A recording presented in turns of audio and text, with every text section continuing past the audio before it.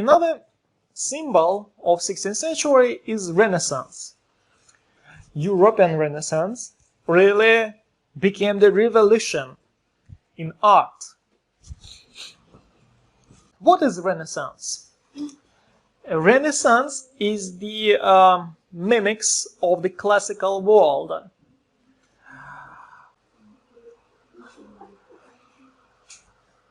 They tried, all those members, all those actors of Renaissance, they tried to reintroduce classical art, reconstruct classical art from the ancient Rome or from ancient Greece. And first place where Renaissance took its roots was Italy. Why Italy? First of all, there were lots of the monuments as the remnants of the classical world. There was ancient Roman architecture, and there was the concentration of the intellectual resources due to the activity of Catholic Church as well. And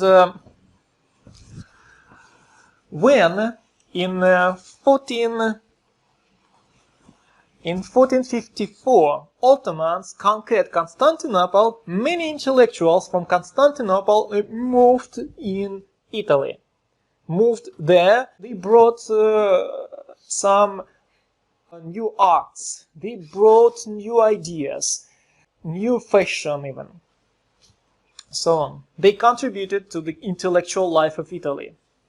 And Italy, at the same time, was the region where the many competitive city-states there. There was competition, and not only in political terms, but in cultural terms as well. There was competition between rulers, between cities, which city or which ruler could create better art for prestige. Was very actual, very topical there. Factors which became the causes of the Renaissance in Italy, that the influx or coming intellectuals from former Byzantine Empire, that was the proximity of the local classical monuments from the past. There was the activity of Catholic Church as the place where the intellectual resources were concentrated, and there was the competition between city-states, between different separate rulers, between church and city-states, and so on. So extremely favorable conditions for the development of Renaissance idea. And from Italy, this Renaissance idea spread over the whole Europe and changed the cultural face of Europe.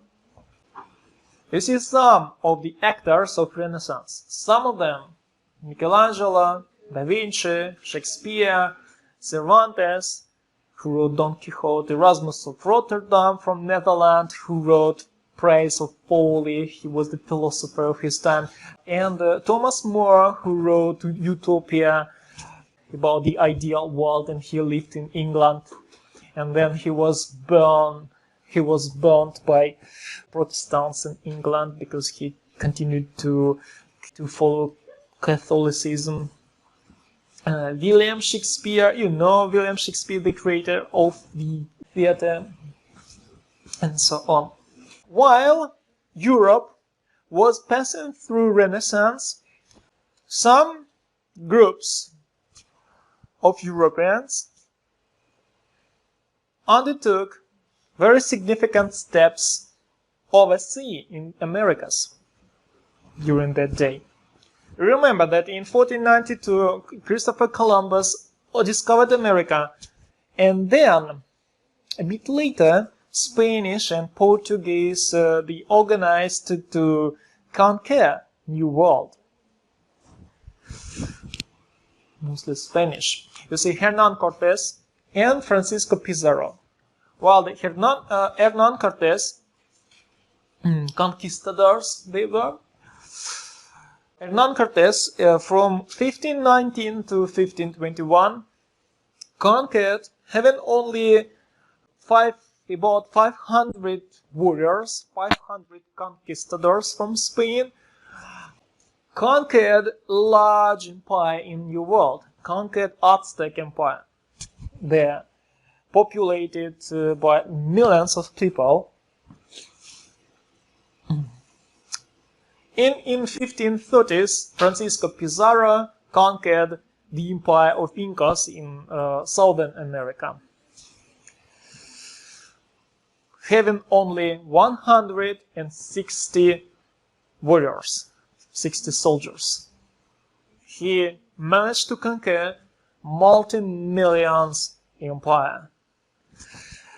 Why was it possible?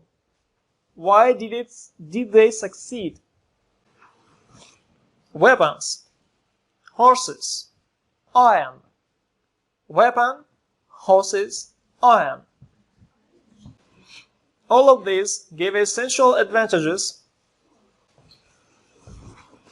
and also maybe the lack of will among Indians, Amerindians, to defend their land. Those empires were highly exploitative. They used exploitation of people. They sacrificed humans in their religion rituals. They oppressed other people. I mean, Aztecs were, for example, were hated by many tribes in Aztec Empire. And when Spanish, they landed there, so Spanish found many allies among Indians. Many allies. And the same I can say about Pizarro in Andes, in Peru. But maybe the main weaponry which killed the most of Amerindians and which really helped Spanish in their conquest was disease. Smallpox, measles. What did conquistadors want in New World? They wanted gold, silver, and sugar. Well, sugar cane.